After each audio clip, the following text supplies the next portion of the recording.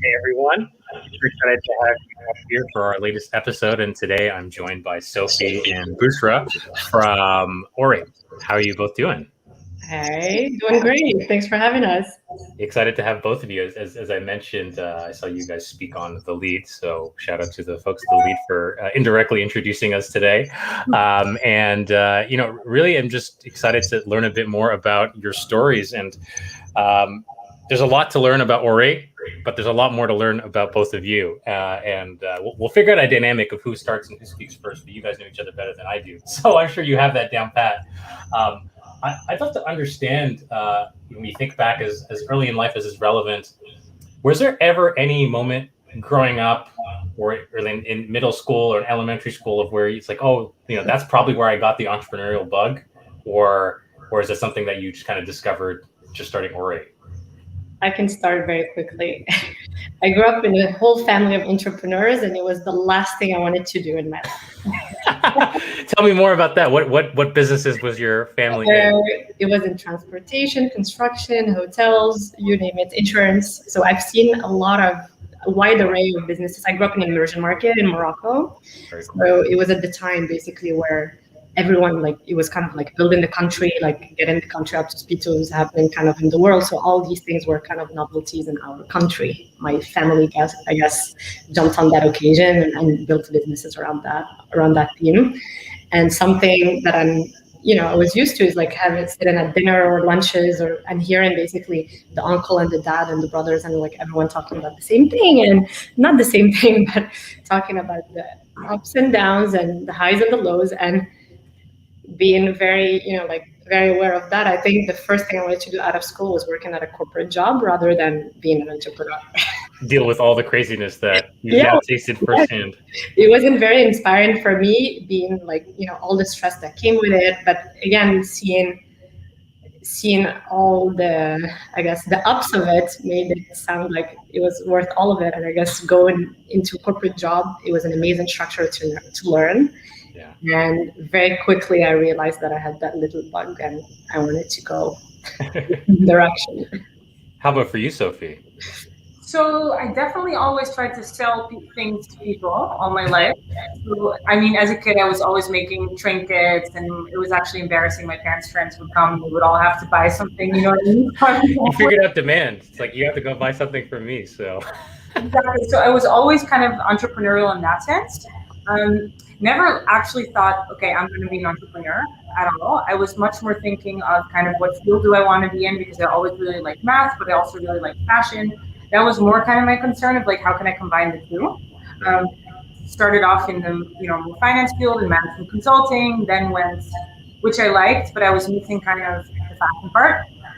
And then I went into LVMH, Marc Jacobs, which was the fashion side, but there I was missing kind of the ability to move really quick and make decisions myself and basically, be the boss.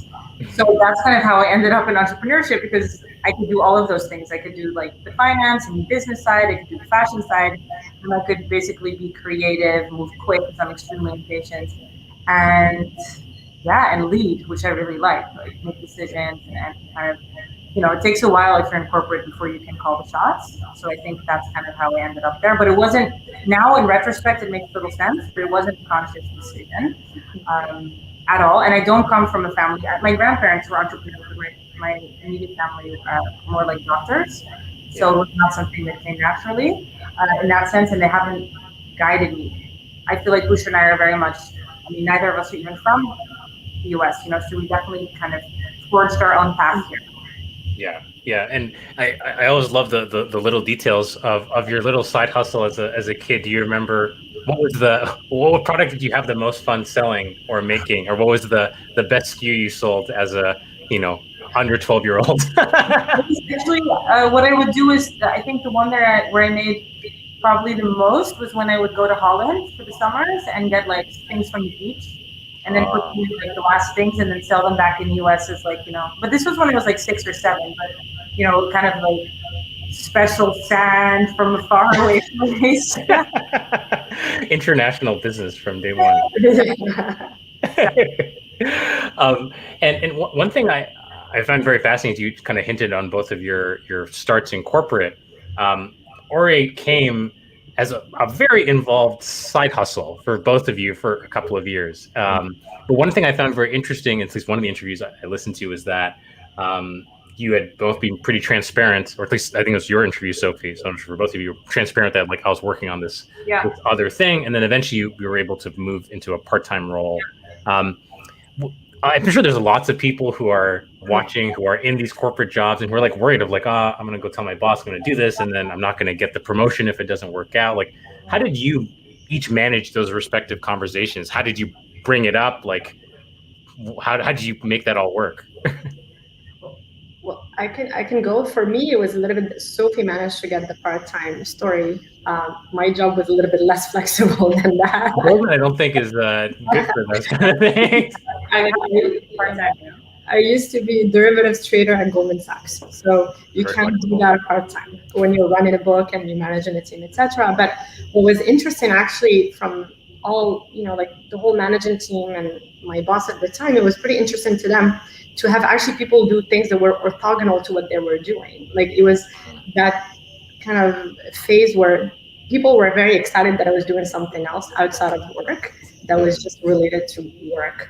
And what I appreciated my team, at least, is the moment just being transparent about it and say, look, we're doing this on the side. It's not impacting my daily duties. And I'm only basically doing this after hours and during the weekend. And you can see that in my performance, because my performance was pretty much very clear and clearly defined as my P&L. So if it was not impacted, I could do whatever I wanted to do on the side.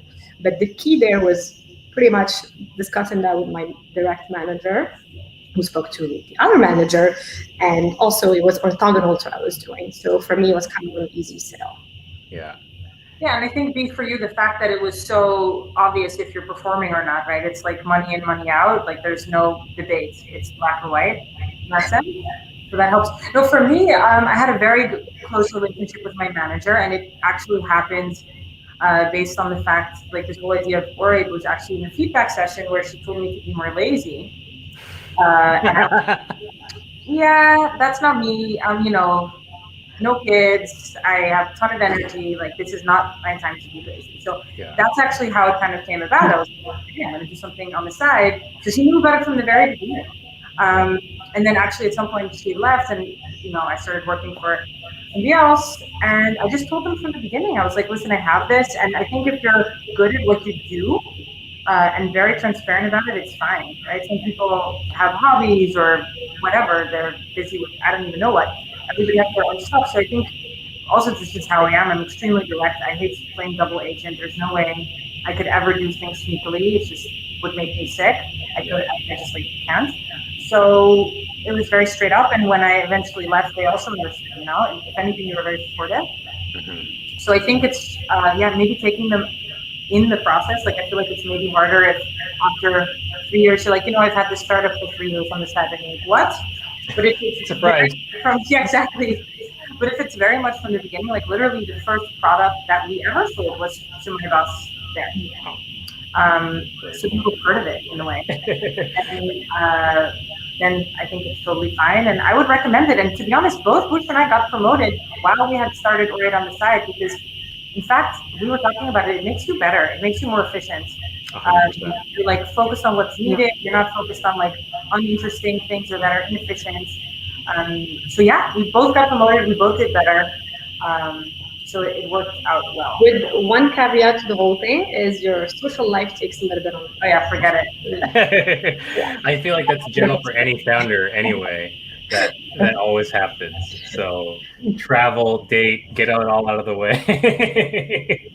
Yeah, exactly. You can't travel. That's one of the things we actually regret, because we both went from, our corporate jobs to the startup, and we never traveled. Both of us really wanted to go to Japan, all these things. And, so that was that's something I would recommend for anybody doing this, like, take that little gap in between if you can. If you can, if you can. Because that's the one thing, like, once you're in it, it's so hard and it's so electrifying, and you don't think about anything else. 100%. It's funny you mentioned Japan. It's my own country I want to go to next, and it's been a recurring theme I've seen of many people. So. Oh yeah, funny. But before we jump into AUrate, one thing I'm also very curious about, there's the story that has been repeated many times that people can read, and we can certainly talk about how the idea for AUrate came over at a brunch. But before AUrate, I feel like every founder had another idea, another thing that you might have explored. I don't know if that's the case for you. Not everyone's had that, but before you said like, this is the thing we're going to build, what was idea number 2 or 3 that you were considering, whether together or like independently with other business partners? I think for us, the common thread of all these ideas was going into markets that were underserving women the way they should have been serving them.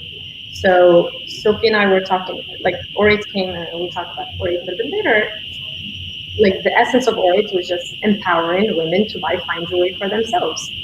And that this could have been replicated to other segments in this space that were not talking to us as women the way they should have been talking to us at the time. I remember Sophie had the idea about workwear, remember? Why did it have to be super boring? Like you go into work, like you don't have to wear that uniform, or you never celebrated the individuality of this woman going to work. Why did we all have to look the same and buy the same blazer and the same coats and the same pair of shoes? And it was like a very obvious thing. I remember as interns, like you would see the same jacket and the same shoes. Like, why is it so hard? Or why does it have to be that way? So again, look, the way the workspace got disrupted for the last 2 years, I think those were things that we were thinking about. And it wasn't only the case for fine jewelry, it was the case for many places. The common thread was very simple. Talk to us as women the way you should be talking to us, and not just in a very marginalized, not even marginalized way. It's more like, I don't need a man to get me a piece of jewelry, or I don't have to look the same as anyone else in the office. Yeah, we definitely have exactly. We had a lot of ideas. The reason, I'm sorry, do you guys feel like a really loud? It's gotten a lot louder over the last 10 seconds or so. What is that? I don't know if it's not me. No? It's now gone. Yeah. It's a lot quieter now. It was a little thing. I'm like, oh, maybe it's just some feedback. It's gone now though. Unless you're in a field of cicadas in your room. Exactly, I was going to say that. What's this noise? I'm like, I can't even hear anything. It seems like it's gone. Wait for the little process, like, oh, if it's me, Daniel, I thought it was you. Oh, I'm so sorry. Yeah, should I text something? What's happening? But it's too loud. I can't function. No, so definitely we were always like, since I like fashion, we were thinking a lot about those type of things. The reason we ended up with AUrate is because it was the biggest white space as well. We're like, we're also business oriented, and even if we might like apparel, it was like, holy moly, this is like such a big white space. We have to do this. So it was in like an overlap of our interests, but obviously also opportunity. And we actually have a question from the audience as it relates to this kind of the early days of the business. Thinking back to, let's say, if you would be advising someone today who's trying to do what you're doing, you've already kind of arranged your part-time, or you're kind of doing it at nights and weekends. Is there anything you would have given yourself advice back then on how to do that better or more sustainably, or just you already mentioned kind of like get all the social life out of the way? What else comes to mind? No, that's not. Let's not exaggerate that part. What's true here is there's no shame keeping your side hustle until you stand on your feet properly. It's not easy to build a business. You need a team, you need capital, you need proof of concept. And it's okay to, if time permits and actually that job permits, to keep that side hustle until you stand on your feet. So my biggest advice, a lot of people feel very ashamed, keep like as they're working on something else, having their main, breadwinner type job that's bringing them, at the end of the day, that paycheck. A lot of people cannot afford, losing that very, that income stream, and it's okay to take your time until you get the job. I think for me that's. Yeah, I agree with that, and then I also think it's like almost like the mental preparedness. Like I think you really, we joked about the whole traveling in Japan thing, but just telling yourself it's very different when you're an employee. You have your job, you come home, relatively like that's it, of course you can work weekends, but you can switch off. I think the thing that I didn't realize until I was in it was how it's 24/7. How even the joys of like reading a magazine are dead for me right now, because when I read it, I'm like, you should be doing. Like everything becomes work. Even talking to friends, like I kind of can't stop talking about it. It's really hard. Even Bouchra and I, we're very close friends. When we sit, we talk maybe about life for like 3 seconds and then it goes back to work. So I think just kind of mentally preparing yourself, like if you're going to take this leap and that's it, it's all in. You're all in, whether it's like financially, emotionally, lifestyle wise, that's it. Yeah. And I think you just have to be ready for that because there's no really way back, I think, once you're in it. Yeah. And using a few sounding boards as well. I think a lot of us also, in the beginning, we had other ideas, as we mentioned, and it's nice to even talk about it to people around you. What problem am I trying to solve? What is this actually? Where is my space in the market going in with this new business idea? And it's nice to use those sounding boards around you before going in 100% into something. It's hard, like we will have the great ideas, and sometimes the idea, like some ideas didn't seem that attractive back then, like maybe Instagram wouldn't have worked, 20 years ago, but it's just it's nice to also surround yourself. Yes, you are ready psychologically and for it and all for it. It's good also for you to have those sounding boards around you to understand what my business is bringing as a solution to, whatever problem I'm saying I'm trying to solve. Yeah, on the stress part, I find it very interesting now. For at least the past couple of years, I haven't had to bear that stress. And the part that I think people, at least I underestimated, having kind of shut that part off temporarily in my life. But I'm like you, like probably both of you. But you mentioned, Sophie, of like many things you like to do. For anyone from my team watching this now, they'll know that 100%. My personality is to do the more things I stack on top of each other, the more productive I feel at the cost of maybe other things. But there's this, as a founder, I always felt like there was a gnawing stress. It's not that I'm stressed out like spikes every day. It's like in the back of my head, there's a baseline level of like, I'm always a little bit of stressed no matter what's happening. 100%. It's weird. Like I'm also a mom, and for me, it relates the most to having a kid. Like I think as a parent, if you don't have kids, you feel very free. If you don't have a company. So, right. And then the second you have this kid, there's always this part of you that's like, okay, it's just different. And it's the same with the company. I mean, it literally feels like our first child, and that's it. And it doesn't leave. And if something is wrong with your company, it feels like something is wrong with your child. Like and you think of it in your sleep. You think of it when you wake up. You think about it when you go to bed. So I think a part of it, and that's something that I don't think I've fully mastered, is like thinking of ways to like de-stress, right? So we have, Bouchra and I joke, we have like meditation apps that we try to use as much as we can. And we've many times tried to do workouts during the week, which never ends up panning out. So stressing is hard. And I also think having a supportive like network, whether it's friends, family, partner, whatever, because it's intense for them too. They really feel the ups and the downs, and that's why it's great. We have we're co-founders, we have each other, and ideally, you have, somebody else in your life that you can really relate to and count on as well, because it impacts a lot. 100%. Yeah. Well, I'd love to get into the kind of the early days of the company, and you kind of already answered one question. I'm always curious of who your first customer was, but it kind of like once you landed on like we're doing this. From what I understand, now that you're jewelry designers, you obviously there's a problem point. So your other side hustle before starting the company, you learned how to design jewelry. But like from that moment, and maybe here we can touch on like that inciting moment of like you're sitting at brunch and you have green fingers from poor quality jewelry and you think it should be better. A lot of people stop there of like, wow, this really sucks. Do you know a store I can buy it at? No, I don't know. Okay, like let's move on. What was different about, I'm just going to go design the jewelry and build a whole company, because that sounds a lot easier than going and finding another store to buy from. 100%. No, I think we thought of it. It was more the other way around. We thought of we're going to do something because Bouchra was like, okay, this corporate golden thing. I'm just ready to be my own boss, and me basically too. So we were having this brunch, thinking about what are we going to do, and the green finger happened at the same time. So it was kind of like we wanted, because otherwise, to your point, you're just going to be like, okay, I'll try to Google, find something, or it's not there, move on.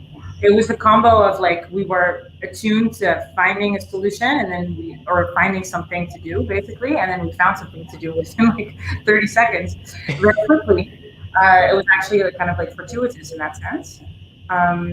So it really happened. Kind of our mind was. I feel like that's kind of how usually things work, right? Like your light has to be on, as they say, in a way, to be open to this. And then we have the idea as well at the same time. And the idea, to be very clear, it took us a lot of research as well. We had to understand why was this market not offering this. Like, we spent a lot of time looking into that. We checked all these like bank research covering the market, like who is in the space, like this whole shebang. Like, think of like almost a school thesis. Like, we built a thesis kind of like for ourselves, but to understand like why we're gonna jump into this. And we took classes at Parsons, I remember as well. We went to school for that to understand why, like, who is in the market, how does the market work, why is the market so opaque and not very inviting to new, basically, blood, trying to disrupt things that, you know, like that were done the old school way and still are. So it took us probably like how would I even say that? Like maybe a year. Yeah, a year. I remember. Yeah, it was like in the spring, and then I remember the summer break, whatever, the 1 week vacation I think we both had. We were like completely engrossed in this, and like doing the typical Excel and market analysis. And you can kind of know when you're onto something, I think, when it's just like, oh my God, this keeps on getting kind of better and better, and you keep on seeing that nobody else is doing this, and then you ask your friends what target markets, and they're like, wow, I really want this too. So it kept on, and I think we were realistic enough that if we had seen at some point along the lines that this is not going to work, at that point we would have still pivoted. You know what I mean? Because it's a concept that you're going to test. Yeah, I think we took it the pragmatic way. We were very pragmatic, and we asked for feedback from kind of a lot of parties, like maybe, you know, target customers, people in the space, entrepreneurs. We just wanted to like, as I mentioned earlier, just you needed sounding boards to make sure that I'm not crazy going to do this, given that our backgrounds, that we had no background in jewelry, quite frankly. Yeah. That was and even when we did the side hustle, we had like a pop-up, you know, in Soho on Spring Street. We had it for it was like 1,000 a day. We had like $20,000, and we spent $10,000 on the store. And we had some IKEA furniture, and that was it. And we were like, let's just try it out. And we put our samples there, and that's when I think we both were like, this is going to work, you know, because the people that came in loved it. There were like these cool French girls that worked at Balmain. They came in, you know, from Paris, and they were like, exactly what I've been looking for my life. And they like bought it all. And it was so cool. And we're like, this is working, you know? And also that's when we realized the power of, you know, we always believed in e-com, that was the whole point. The power of also having physical locations, because of qualitative data at the time, you know? Understanding what they were saying, why they liked certain pieces, also the things that weren't working as well. Like we had, at the time, we had also, you know, white gold and rose gold, and we realized all of them really are asking about the yellow, and they're asking for danger. So kind of those things that obviously when you have a ton of data points that works, but in the beginning you don't have those data points. Qualitative really works. So it helped us like refine our business model and also really realize that this is going to work. Yeah, what's interesting on this is I notice a lot of patterns doing these interviews and conversations, and this is another common trait of the whether like brick and mortar or pop-ups have like a meaningful revenue driver. For some businesses it does, for some it doesn't, but it's like a market research lab, and it's across the world. We interviewed a company called Lab Fresh that's doing this in Amsterdam with stores. We have Koyo, which is another New York luxury sneaker company built off of pop-ups. Casper's obviously done it. We interviewed the founder of Barry's Boot Camp. He still teaches classes every Saturday in whatever city he's in, and like most people don't know he's the CEO. And he's like, yeah, when I'm in the change room, like I hear all the feedback. Like, oh yeah, like this is great. This guy sucks. Why is he so easy? Whatever it is. And it's so hard to get that as a with Snow. Snow is the same. Snow Home. They turn their loft into an apartment to a store. No, you have to stay close to. That's kind of the risk, you know, as you scale, is to get detached. So he and I also always, and at some point, like pre-COVID, we had this as well, that we wanted everybody from the company to sell like once every 2 months in the store for a day, because you understand, like everybody understands, whether it's marketing or ops or customer service, everybody kind of gets that relationship with the customer and sees what people care about. Yeah. So as the business started to scale, eventually you raised a Series A. But what was like the first investor? How did you raise money for the business beyond what I assume was like your savings for the first, the first pop up and all that? What was the first institutional or like non-personal money, and how did you secure that? That was our seed round. That was Yeah, basically a big seed round. Congratulations. the seed round because, as we mentioned, we worked on this on the side a lot, and we put basically our savings into it. And what was interesting was the product started selling. So a lot of companies, when they go on a seed round, they're selling the idea and the team. And here it wasn't an ideation stage anymore. It was, we were selling the team and the product market fit that sold. So it was kind of atypical when we were in the market for the seed round. And I remember speaking to a few people already about the idea, and a lot of feedback that I remember getting, like, yes, this is gonna work, but it's only gonna work if you guys go full time. Sophie and I are did not have American papers to stay. We were on visas.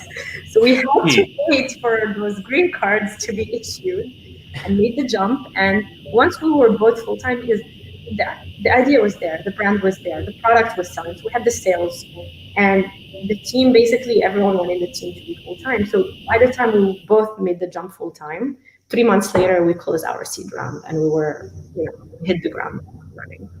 That kind of, so it was kind of this, and that's why it's okay to do this for a while and show that you actually have skills, because sometimes it's really hard to sell that idea if you haven't customer traction, whatever that is. It doesn't have to be a consumer product, it's a software product, it's a fintech solution, whatever that is. You gotta show basically they have traction, product market fit. Yeah. And then as the business, and it's been, you've been growing it for quite some time. In the very early days, what was the key things that worked to grow the business? Was it pop-ups? Was it, I was an interview, we're going to probably do a full interview with this person in a couple of weeks, a business called Farm Girl Flowers. And her original go-to-market plan was putting her flower bouquets in Starbucses. And she drove all of her sales through that for 2 years. This was 10 years ago. So I'm curious, what was the early days of driving growth for the business?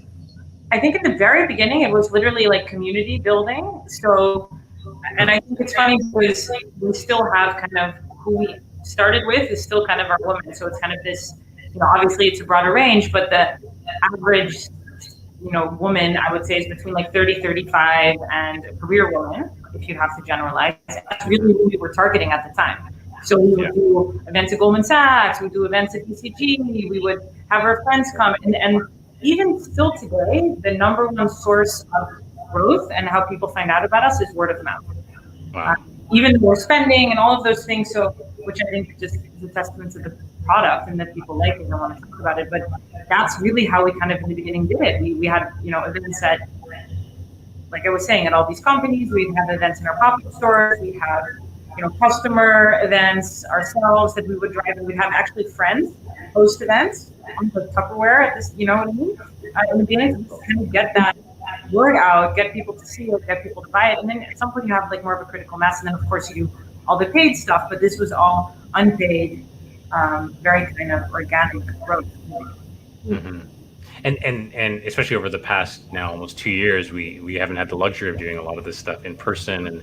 But the upside is that it forces you to figure out like virtual or non-physical models. Mm-hmm. Is there anything that you've discovered that that's been working for you over this time period that you think would continue to work, once everyone is well, now back? We have that, right? Yeah. So back then it was physical because we were smaller and we had no money and all of that. But now it's all data. We're sitting on millions of data points.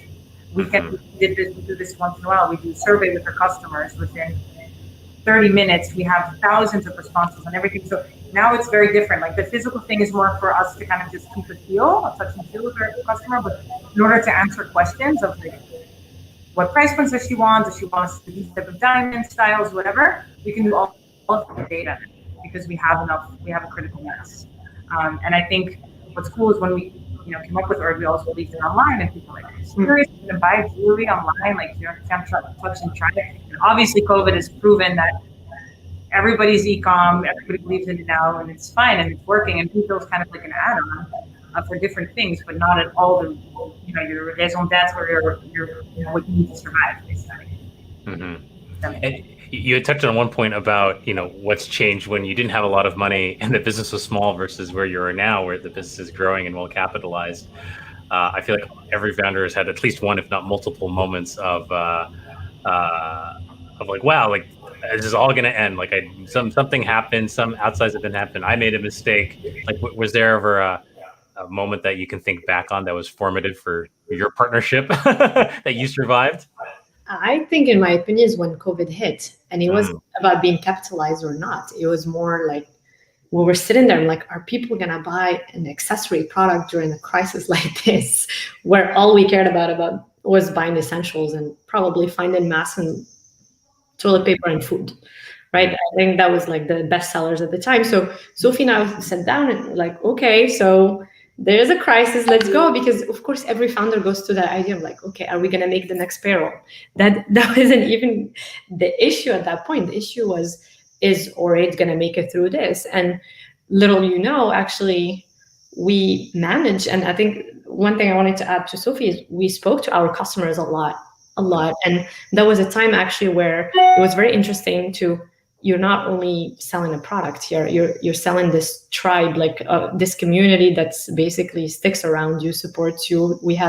And the beauty of this product, I mean, AUrate, AU is gold, rate is rate of return on your gold, but AUrate is a storytelling. So it's an accessory that comes with stories. And you'll be shocked how many stories we heard throughout the pandemic, and how basically a lot of people bought a lot of jewelry during the pandemic for a few reasons. They thought of it as a nice investment, and you saw the price of gold throughout 2020 as like a nice safe haven type investment, but also something that comes with an emotion. And it's pretty interesting how a lot of people, it was self-gifting themselves, gifting their family, people that they couldn't see, or also just women like us sitting on a Zoom call or, a conference call that wanted to still look good throughout basically one of the craziest times of our lives, or in the last 100 years. So it's pretty interesting, like sticking to that community and talking to them about any other issues that were not necessarily related to selling the product in its own and itself. And it was more, what do we care about as a community here? Like, what do we want to support? Like we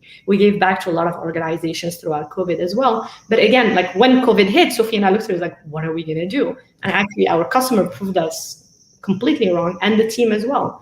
The team rose to the occasion. It was unbelievable, like having this, we thought of ourselves like as an army sticking with each other, like, go, this is wartime. And it was, honestly, I'm very proud of all of them and like going through this, and super grateful to the customers as well, and how much support we got. Yeah. It was definitely, like, look, in retrospect, we all know how COVID turned out. It was actually amazing for e-com, right? But when it happened, those first couple of weeks in March, it wasn't like that. You obviously know New York, there was like, literally like the exodus outside our window. Yeah. And nobody was thinking we're ever going to sell a piece for another year or so. I thought it was like Great Depression style. So to be like, oh my God, what are we going to do? Does this make sense? Like, how are we going to keep the team alive and the company? You just didn't know. And then, of course, in retrospect, it was like 3 weeks later, there was a huge boom and everything was amazing, but didn't know. And I do think, to Bouchra's point, you kind of see the resilience of us as of a team, for sure, and of the customers. And that, like, everybody, as Bouchra was saying, everybody rose to the occasion, and we were very humbled by the whole thing. I think it's completely different from a normal experience where, you have your everyday ups and downs. And it did feel like a war. And I even though it's a different type of war, it was a war against the virus, but it felt something like we're all in this together, no matter where you are literally in the world, this is happening. And how are you going to get through it? Yeah, well, yeah, it's I guess crisis forges tight partnerships and tight bonds, even not even within the company, but across companies, across cultures, and all that. Exactly. So, I know we're coming up on time, so I really have two different questions I'd love to finish off on. One is related to AUrate itself. We've only touched briefly on it, but now we're New York is back. New York is open. I just heard news that I'm calling you from Toronto, but I used to be in New York every other month. I just heard the news that I don't have to necessarily quarantine when I come back, which is huge. So I'm probably going to be in New York very, very soon. So for women who are watching this, or men who are looking to buy stuff for their partners, tell me a bit about what collections I should be paying attention to. What are the trends? What's happening in gold and fine jewelry that people should be thinking about? I think, well, in general, we're always about sustainability. So I think one of the things that happened with this crisis that we also all realize kind of how interconnected we are, right? Whether it's now with COVID, but even if you think about global warming and the environment and all of that, it's the same thing. So I believe people understand the interconnectedness of all of everything. And we've always believed in that. So all of our gold, like I think that's an important point that we can touch upon, is like recycled. All our diamonds are ethically sourced. So we've always, I think it's just kind of what we always believed in, is, not just good for the customer, but good for the planet. So I think that's a trend in and of itself. It happens to be trending now, but we've always believed in that. So everything you buy from us is sustainable. If you're looking specifically for style, I think it's a lot about layering. Like we're always into, layering as much as you can. As you can see on like mismatched earrings, I don't know if you're doing that too, but essentially kind of like layering yourself with whatever you're feeling like, so you can go up and down. And we have generally at least 1 to 2 new collections a month. So if you go to our new page, you can see whatever you're excited about. Right? That's where it is. There we go. And you did mention one other part is the social aspect of the business. This is where I'd love to finish off is we didn't talk too much about the give back program and it really ties to the name of the brand. It's AUrate. It's an orator, and there's a key part of when you buy a piece, you're buying a book for a child right now in the U.S. So I'd love to hear a bit about that, but then I'd love to finish off as both very, very smart entrepreneurs. If you were to, is there a book that you've bought for other entrepreneurs at your kind of stage, or if you would think about something you've read or explored, what would that book be from each of you?